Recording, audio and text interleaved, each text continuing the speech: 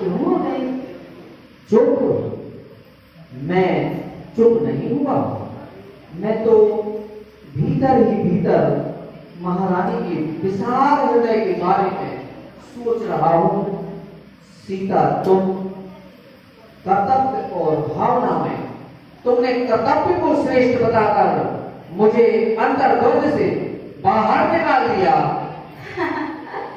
कर्तव्य की श्रेष्ठता मैंने स्वयं महाराज से ही सीखी है। महाराज का वनवास जाना कर्तव्यशीलता का आदर्श उदाहरण है। आपकी ही बात आपको ही बताकर मैंने कोई बड़ा कार्य नहीं किया राजन।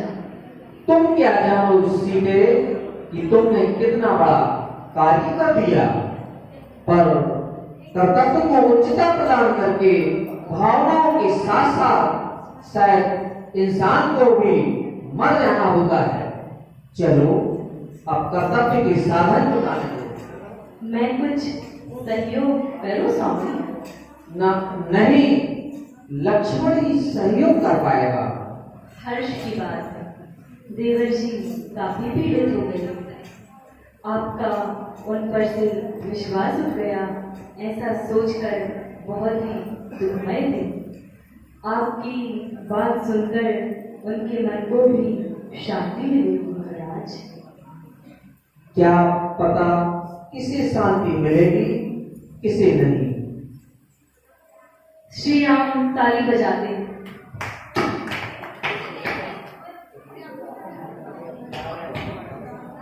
ताली बजाते ही द्वारपाल प्रवेश करता है।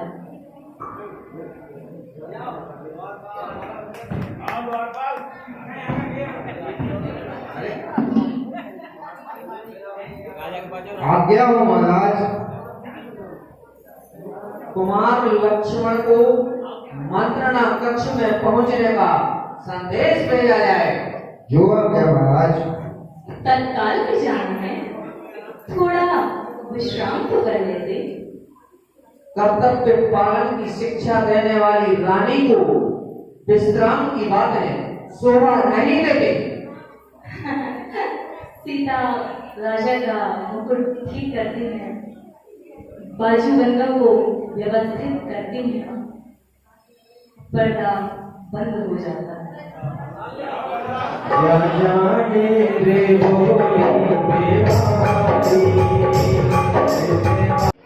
जिस पर महाराज राम सोचते, विचारते, चिंतित, अति चिंतित विराजमान है, लक्ष्मण का प्रवेश हो गया।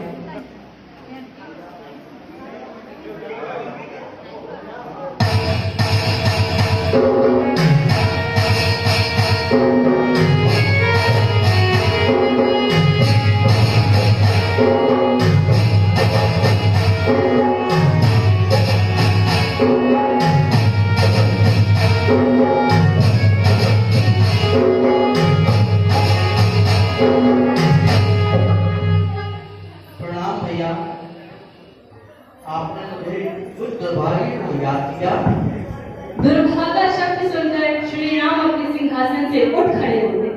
किसने कहा कि तू दुर्भागा है? अरे तुझसे ज्यादा सौभाग्यशाली तो पूरी अयोध्या में दूसरा कोई नहीं होगा। इसलिए महाराज अपनी चिंता का कारण मुझे मुझसे छिपा रहे हैं। छिपा रहा था पर अब नहीं। समुद्रांत तक फैली इस समूची पृथ्वी पर मुझे तुझसे ज्यादा विश्वसनीय कोई दूसरा नहीं दिखता। यह महाराज की उदारता व कृपा है। मेरी उदारता नहीं, तेरी कर्तव्य निष्ठा है। क्या तेरा कोई अस्तित्व नहीं जो हर बात का श्रेय सीधे मुझे ही दे देता है? मेरा अस्तित्व तो आपकी श्वासों और धड़कनों में समाहित है भैया। हाँ, श्री राम के अतिरिक्त इस लक्ष्मण का कोई जीवन नहीं, कोई खुशी नहीं, कोई लक्ष्य नहीं। महाराज के चरणों की सेवा ही इस सेवक का धर्म है। तेरे इसी भारत प्रेम की वजह से ही मैंने तुझे इस विश्वसनीय कार्य के लिए चुना। मुझे भरोसा है कि तू पूरी निष्ठा से मेरी आज्ञा का पालन करेगा। आपके भरोसे से ही यह लक्ष्मण आज जीवित है। पर इस आज्ञा पालन हेतु तुझे अयोध्या की सीमा से बाहर जाना होगा। अयोध्या क्या महाराज?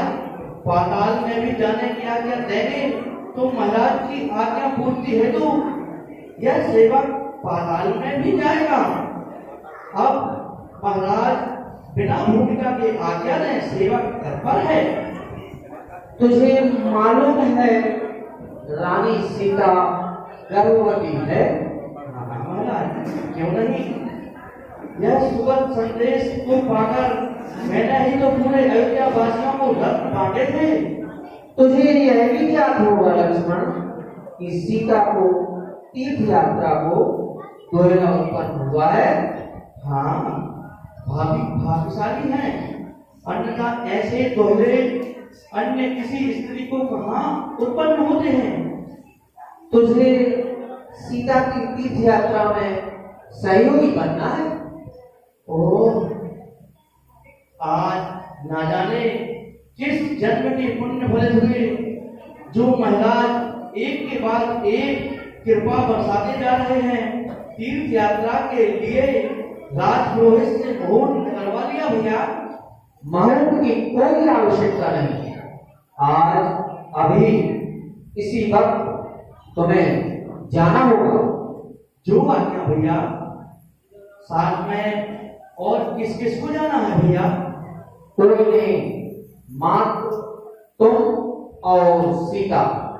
सारथी भी नहीं, तुम ही सारथी, तुम ही साथी, तुम ही सहयोगी होगे। इससे बड़ा सौभाग्य मेरा और कौन सा होगा?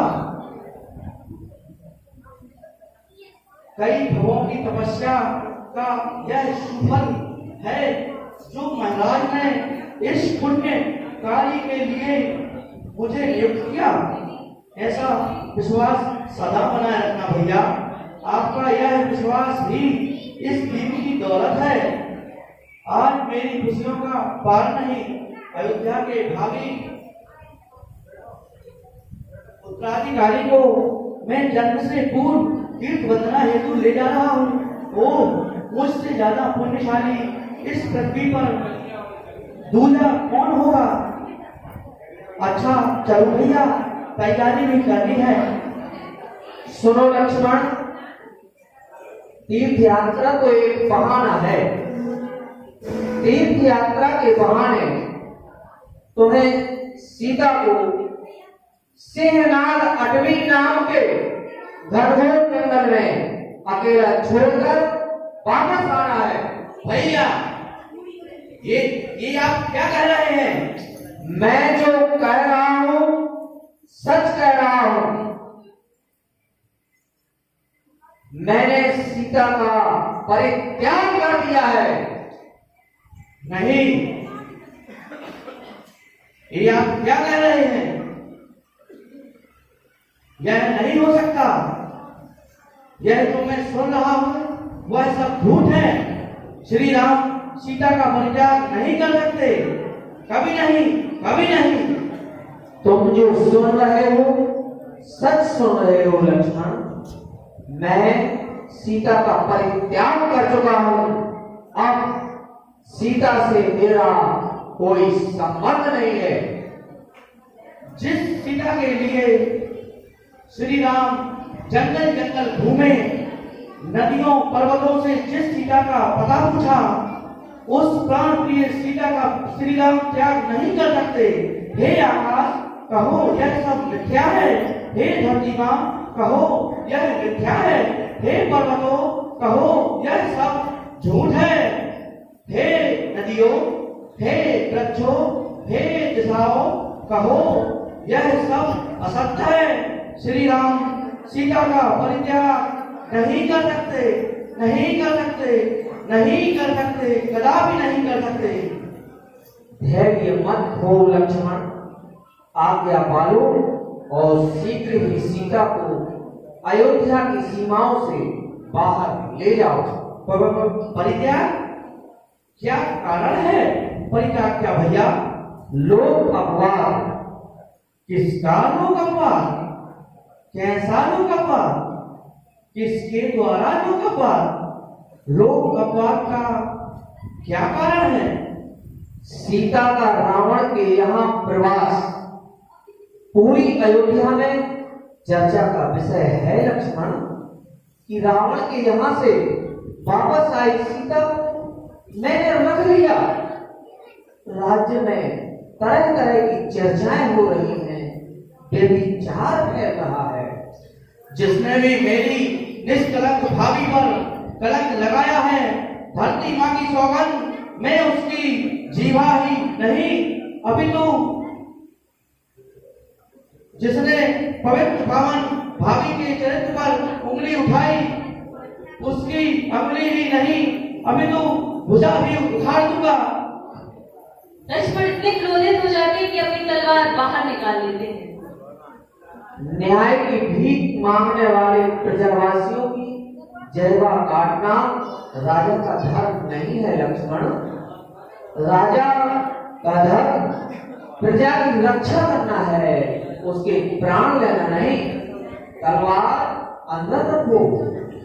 और प्रजा का कोई कर्तव्य नहीं, प्रजा जिसे चाहे उसे दोष लगा दे, और वो राजा भी क्या राजा जो चंद लोगों की बातों में आकर निष्कलंक पत्नी पर का भी परित्याग कर दे।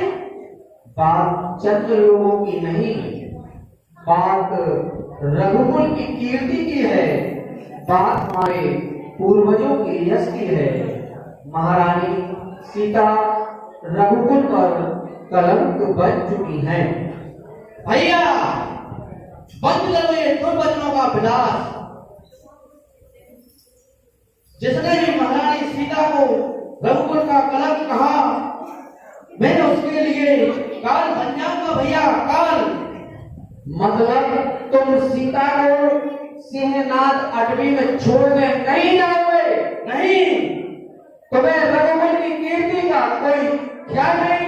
मुझे अपनी निष्कलंक भाभी के अतिरिक्त किसी का ख्याल नहीं भैया। मेरी आज्ञा का भी नहीं। हाँ, आपकी आज्ञा का भी नहीं भैया। लक्ष्मण, आखिर भाभी का दोष क्या है भैया? रावण ने उनका अपहरण कर लिया, तो वे इसके लिए क्या करती? रावण ने क्या क्या प्रलोभन नहीं दिए भैया? भाभी को पूरा साम्राज्य उनके चरणों में डाल दिया, पर भाभी ने अपने सिर के आगे उसकी कीमत तिनके के बराबर भी नहीं समझी भैया। प्रतिपल भूखी प्यासी मात्र आपका ही नाम जपती रही। उनके पति धन पालन का यह परिणाम, उनके शील संयम का यह फल, उनके सतीत्व का यह परिणाम कि उनका परित्याग हो। मैंने तुमसे तर्क वितर्क करने को नहीं कहा। यदि मेरी आज्ञा का पालन नहीं कर सकते तो दूर हो जाओ मेरी नजरों के सामने से। भैया, अभी मैं भैया नहीं, अयोध्या का सम्राट राजा राम। अयोध्या सम्राट राजा का पालन न करने वालों से वार्तालाप नहीं करता। तालियां।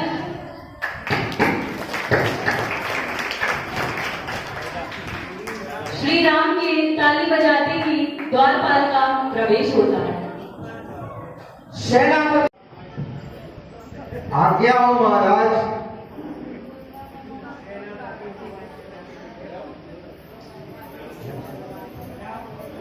द्वारपाल सेनापति को लेने चले जाते हैं और दुखी हृदय लक्ष्मण श्री राम के चरणों में गिर जाते हैं।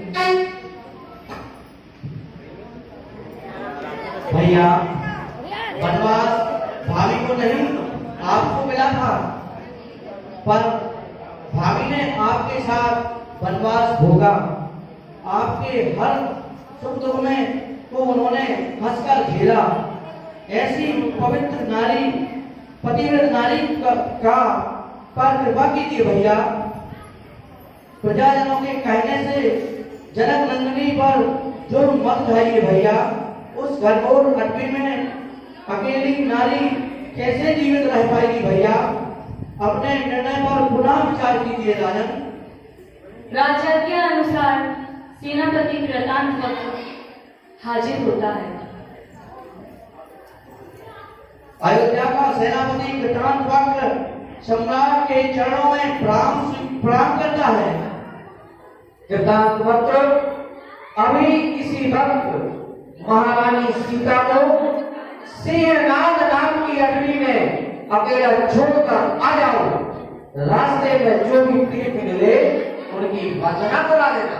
किंतु महाराज, सेनापति का कार्य तर्क वितर्क नहीं, राजाज्ञा का पालन करना है।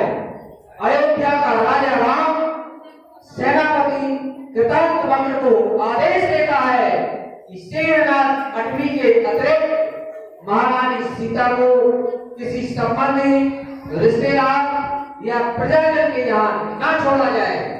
राजाज्ञा का उल्लंघन होने पर सेनापति को दंडित किया जाएगा। जो आज्ञा राजन। और सेनापति चला जाता है, पर्दा गिरता है।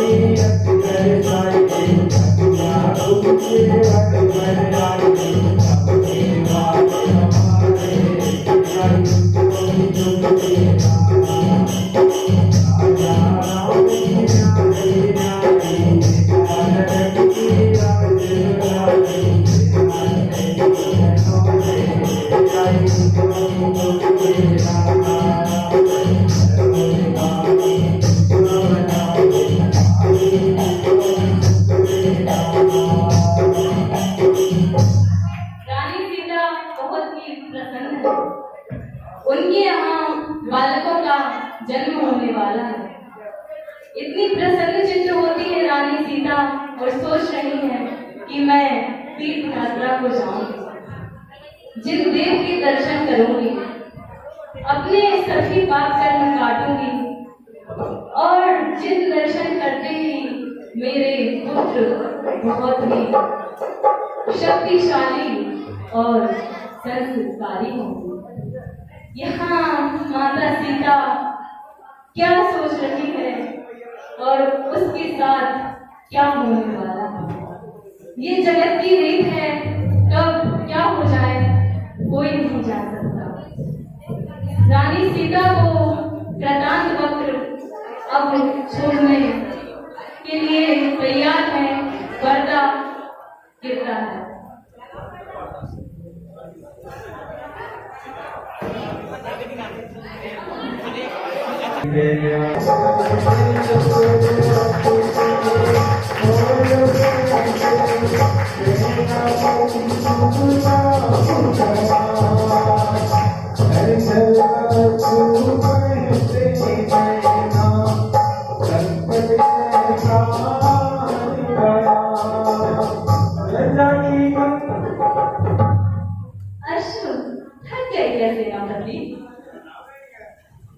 ना ना, नहीं तो। रथ बिगड़ गया क्या? नहीं नहीं। फिर इस घनघोर जंगल में रथ रोकने का क्या कारण है?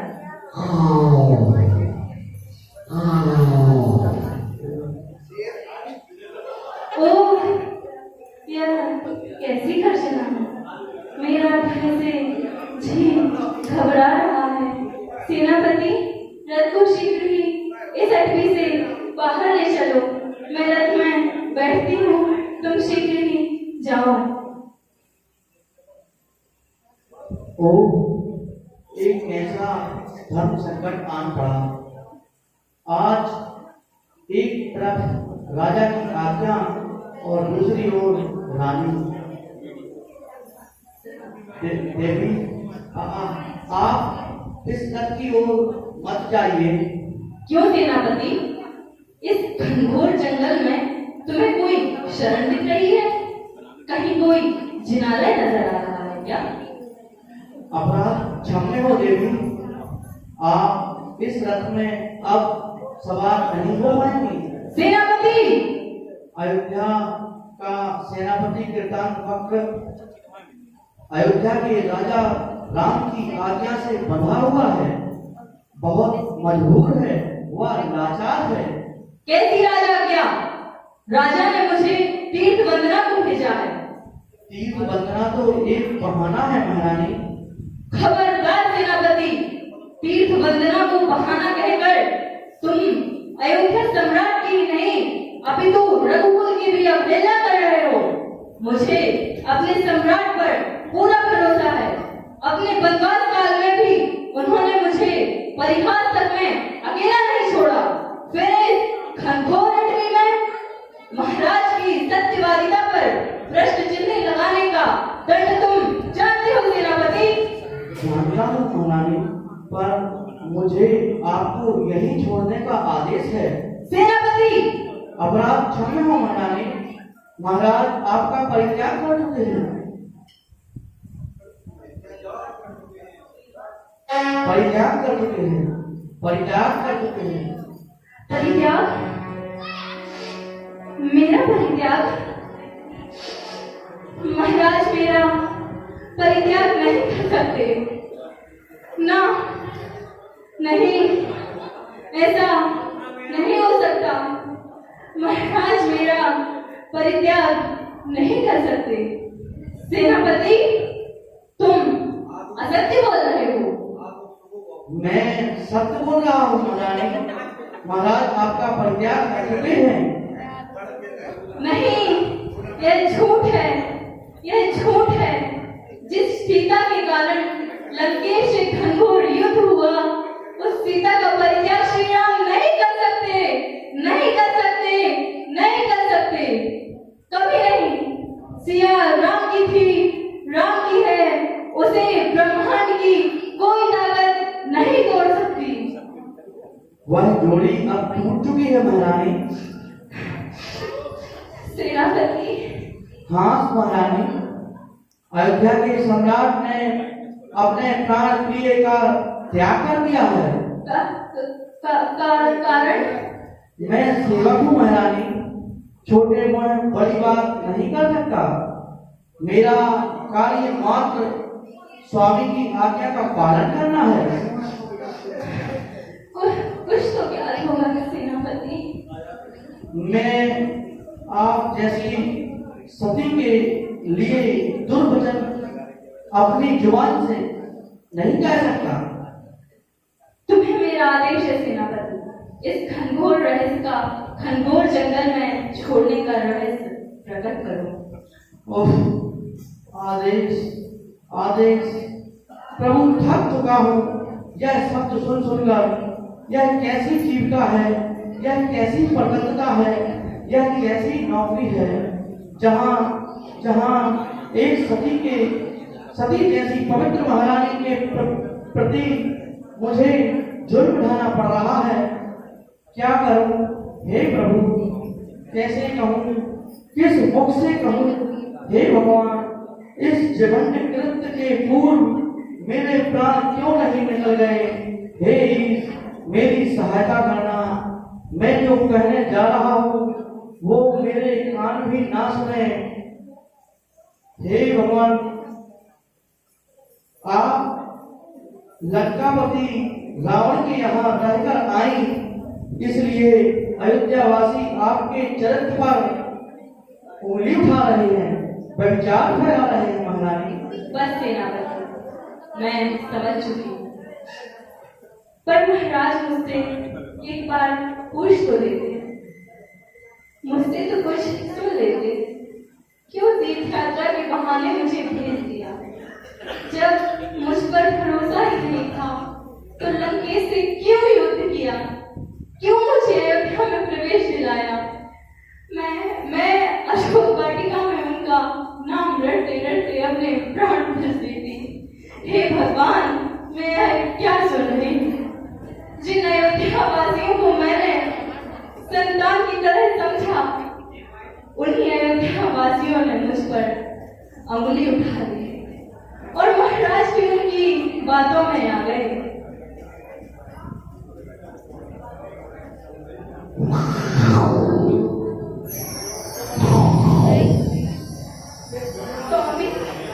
स्वामी, जिस सीता की खोज में आप जंगल जंगल भटके, उस सीता को हिंसक पशुओं के बीच भिजवाते आपका दिल नहीं कांपा। ओह, यह क्या? ना, नहीं, मुझे अपने स्वामी को दोष नहीं देना, ना ही प्रजा को दोष देना। ये तो मेरे ही किसी पाप कर्म का उदय आया है।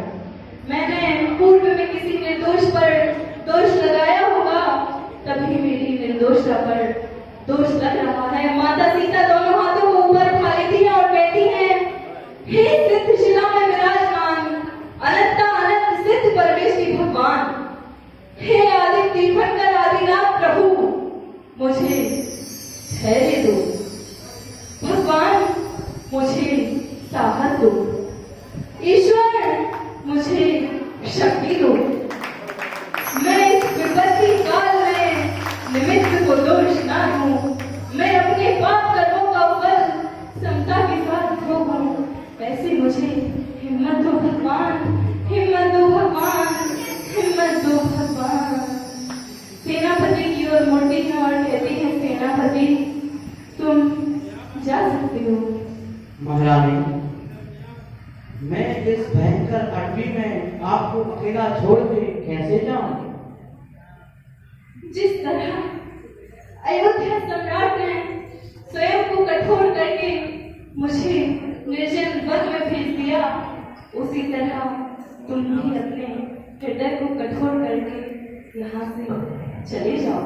पर जाते जाते इतना अवश्य बताते जाओ कि देवर लक्ष्मण को भी मेरे चरित्र पर संदेह है। नहीं महारानी, महाराज ने सबसे पहले उन्हें भी यह निर्मम आज्ञा दी थी, पर वे बहुत उग्र हो गए। हाँ, वे तो अपने देशवासियों से ही युद्ध करने के लिए तत्पर हो गए, पर महाराज ने उन्हें संबोधा, कई तरीकों से समझाया, पर उन्होंने किसी भी कीमत पर महाराज की आज्ञा को नहीं मानी। उन्हें प्राण दंड स्वीकार था, पर इस तरह की राज आज्ञा नहीं। सेनापति, तुम अयोध्या जाकर देवर जी को भी समझा देना, वे मेरे परित्याग का शोक न करें और महाराज के विपरीत कदापि न चले। महारानी, हाँ सेनापति, महाराज को इस वक्त उनकी बहुत आवश्यकता हो। वे उन्हीं से अपना मन हल्का कर पाते हैं। और आपको किसी की आवश्यकता नहीं? जिसका भाग्य ही विपरीत हो, वो किसकी आवश्यकता महसूस करेगा। जाओ सेनापति, महाराज प्रतीक्षा कर रहे हो।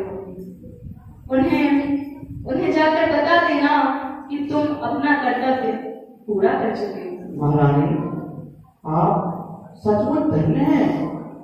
आप जैसी रानी को पाकर मैं कृतार्थ हूँ, पर आपको इस निर्जन वन में छोड़ने का प्रायश्चित मैं अवश्य ग्रहण करूंगा। सेनापति, इस सेवक का अंतिम प्रणाम स्वीकार कीजिए। हाँ, स्वामी को कोई संदेश? मैं दीनहीन पराश्रित नारी मर्यादा पूर्वक अपनी प्रजा का पालन करने वाले कुशल राजा के लिए क्या संदेश दे सकती हूँ? फिर भी सेनापति, तुम अयोध्या पहुंचकर स्वामी से बस इतना कह देना कि जिस तरह लोगों के कहने पर उन्होंने मुझे छोड़ दिया, उस तरह लोगों के कहने पर कभी धर्म न छोड़ो। इस अशरण संसार में धर्म ही एक शरण है। जाओ सेनापति, जाओ। जो आज्ञा महारानी। सेनापति वहां से राजमहल की ओर प्रस्थान करते हैं। बेचारी सीता वनों में त्याग किया मेरा बेटा के कहने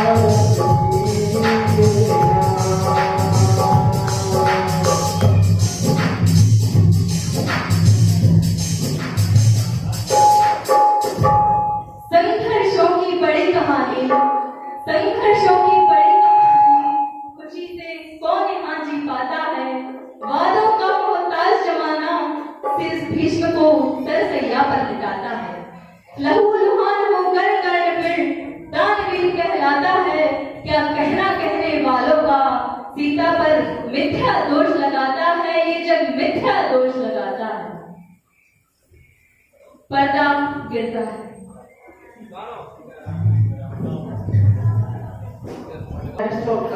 नहीं करना पड़ता। पिछले प्रसंग पर में जो सीता को गर्भवती अवस्था में अकेले घनघोर जंगल में छोड़ने के दुख में उसके अंदर तीव्र वैराग्य जगा दिया। उसे संसार असार प्रतीत होने लगा। राजा राम के लिए रानी सीता का संदेश लेकर वह अयोध्या के महल में प्रवेश करता है। राजा राम हथेली पर चेहरा रखे कि कृतांत वक्त बहुत ही दुखित रानी सीता को अटवी में छोड़कर महाराज के समक्ष आता है। पिछले प्रसंग पर प्रसंग होकर 50 रुपए की घुसा दे दीजिए बेचारा वालों की तरफ से 50 जमा। अयोध्या का सेनापति कृतांत भक्त महाराज के चरणों में प्रणाम करता है। तुम आ गए कृतांत भक्त? भाभी कहाँ है? जहाँ महाराज का आदेश था वहाँ। मतलब तुम भाभी को घनघोर जंगल में छोड़ आए? स्वामी की आज्ञा का पालन करना सेवक का धर्म है कुमार। ओ सेनापति, तुमने अनर्थ कर दिया। तुम भाभी को राजा जनक के यहाँ क्यों नहीं छोड़ा? सेवक स्वामी के साथ विश्वासघात नहीं कर सकता कुमार। भैया, आपकी इच्छा पूरी हो गई भैया। सेनापति लौट आया है।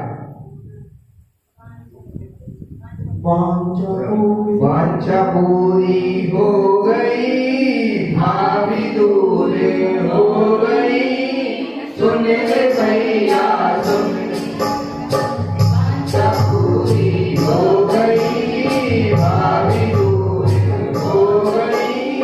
सुन ले भैया सुन, सेनापति आ गया।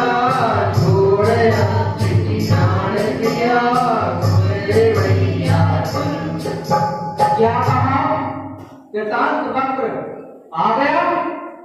हाँ भैया, आपकी निष्ठुर आज्ञा पालकर सेनापति आ गया है। सेनापति तुम आ गए? देवी सीता कहाँ है? जहाँ आपका आदेश था वहाँ राजन। साधुवाद कृतांत वक्र, साधुवाद। मुझे तुम्हारी सेवा पर गर्व है। लो अपना पुरस्कार ग्रहण करो। भैया आप ये क्या कर रहे हैं भैया? जिस आज्ञा को कुमार नहीं पाल सके उस आज्ञा को सेनापति ने पाल लिया। यह गर्व की बात नहीं है तो और क्या है? अब आओ सेनापति, उपहार ग्रहण करो। अपराध क्षमा हो स्वामी। महादेवी सीता को जंगल में छोड़ने का उपहार मैं उन्हीं से ग्रहण करके आ रहा हूँ। सेनापति इस जघन्य कार्य को करके यदि मैं उपहार ग्रहण करता हूँ तो मुझसे ज्यादा अधम और नीच प्राणी इस संसार में कोई दूसरा ना होगा राजन। ये तुम क्या कह रहे हो सेनापति? राजा की आज्ञा का पालन करना सेवक का धर्म था, धर्म है। इस धर्म को ने मुझे अधर्म करा दिया प्रभु। मैं स्वयं को माफ नहीं कर पाऊंगा महाराज। अच्छा चलता हूँ। तुम तो चले सेनापति, मगर ये जाते जाते ये तो बताते जाओ कि भाभी कैसी हैं? उन्हें हमारे बारे में कुछ कहा सुना नहीं? ओह, मैं तो भूल ही गया महाराज। महादेवी ने आपके लिए एक महत्वपूर्ण संदेश भेजा है। क्या सीता ने मुझे संदेश भेजा? ये ही कहा होगा कि तीर्थ यात्रा के बहाने क्यों भेजा, मुझ पर अविश्वास क्यों किया? नहीं महाराज, देवी सीता बहुत महान है, बहुत उच्च और पवित्र है। उनके जैसी महानता, उनके जैसी उच्चता और पवित्रता पाने के लिए न जाने कितने जन्म लेने होंगे। सेनापति भाभी ने भैया को दोष नहीं दिया सेनापति? नहीं कुमार, दूसरों पर दोष पड़ने वाली महारानी साधारण नारी नहीं है, वरन अपने कर्मों को ही दोष देने वाली हमारी एक असाधारण नारी है। जो संदेश उन्होंने हमारे महाराज को भेजा है, उस संदेश के लिए यह जगत उन्हें युगों युगों तक याद रखेगा। कौन सा संदेश कृतांत वक्र? यही महाराज से कहना, जिस तरह लोगों के कहने पर आपने मुझे छोड़ दिया, उसी तरह लोगों के कहने पर आप कभी धर्म को मत छोड़ देना। धन्य हो भाभी, आप धन्य हो। जिस इंसान ने आप पर जुल्म ढाए, इस इंसान के कल्याण की भावना रखकर आपने अपने सतत्व को इस उच्च गौरवपूर्ण बना दिया है। लोग सदियों सदियों तक इस उच्चता व गौरव का सम्मान करेंगे। इस लक्ष्मण का तुम्हें कोटि कोटि प्रणाम भाभी, कोटि कोटि प्रणाम। मुझे जाने की आज्ञा है महाराज। सीता उतरी सीता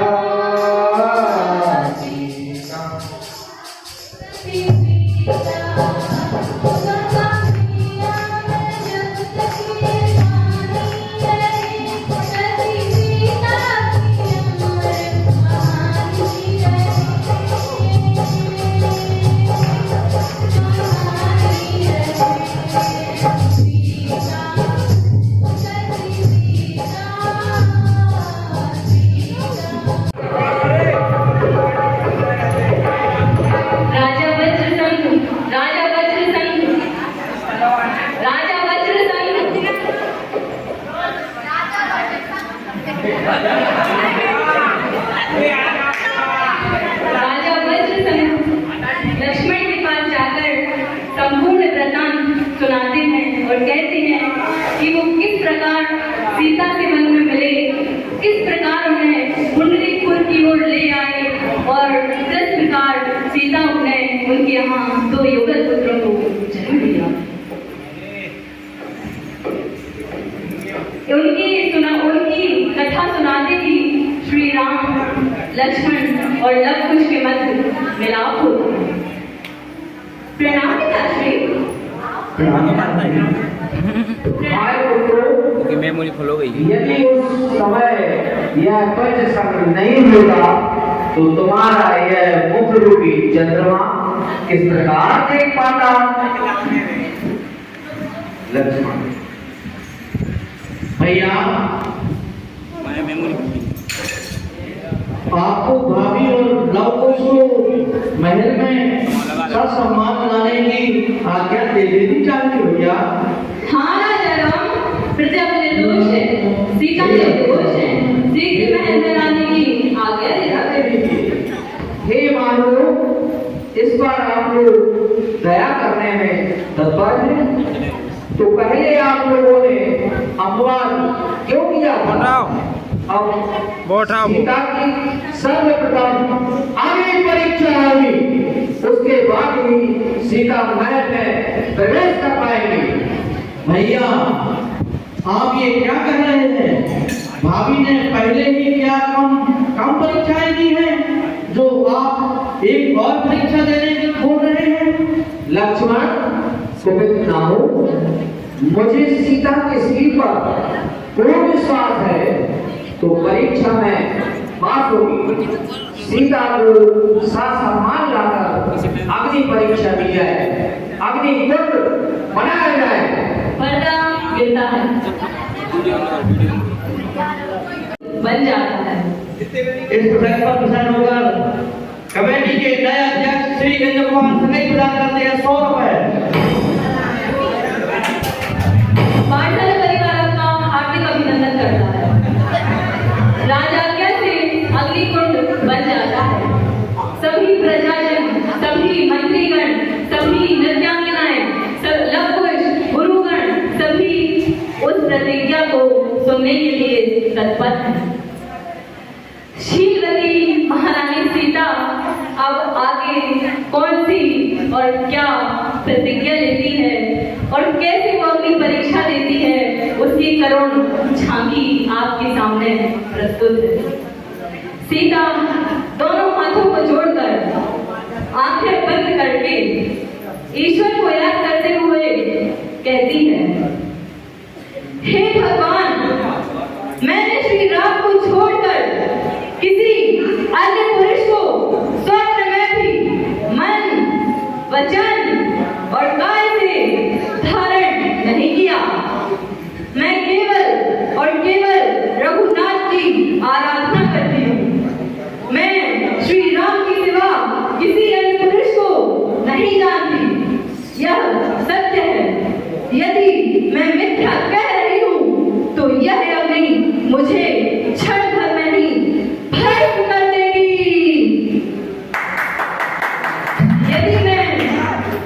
यदि मैं सत्य हूँ तो अग्नि मुझे न जलावे। इतना कहकर सीता ने अग्नि कुंड की ओर प्रस्थान किया।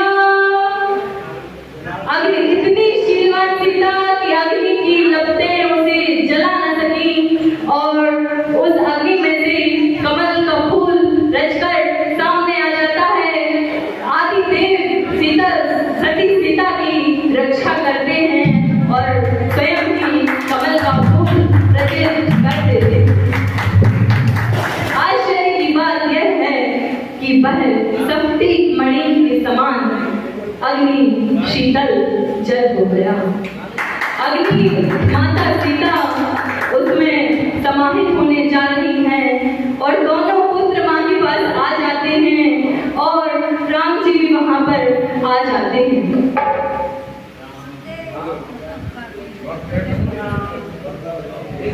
हे सती, मेरे